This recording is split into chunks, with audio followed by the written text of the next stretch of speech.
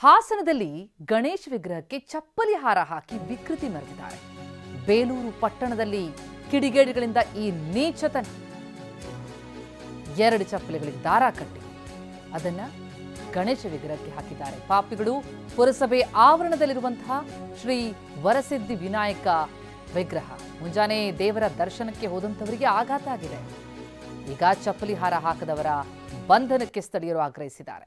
Belur police ಠಾಣಾ ವ್ಯಾಪ್ತಿಯಲ್ಲಿ ನಡೆದಂತಹ ಘಟನೆ ಇದು. ಈ ರೀತಿ ವಿಕೃತಿಯನ್ನು ಮೆರೆದಿದ್ದಾರೆ, ಗಮನಿಸ್ತಾ ಇದ್ದೀವಿ. ಬೇಲೂರು ಪಟ್ಟಣದಲ್ಲಿ ಇಂಥದ್ದೊಂದು ನೀಚತನ ತೋರಿದ್ದಾರೆ ಕಿಡಿಗೇಡಿಗಳು. ಅವರ್ಯಾರು ಅವರನ್ನ ಹುಡುಕಿ ಬಂಧಿಸಬೇಕು ಅನ್ನೋದು ಈಗ ಸ್ಥಳೀಯರ ಆಗ್ರಹ. ಬೆಳಿಗ್ಗೆ ದೇವರ ದರ್ಶನಕ್ಕೆ ಅಂತ ಭಕ್ತರು ಹೋಗಿದ್ದಾರೆ, ಹೋದಂಥವರಿಗೆ ಆಘಾತ ಆಗಿದೆ.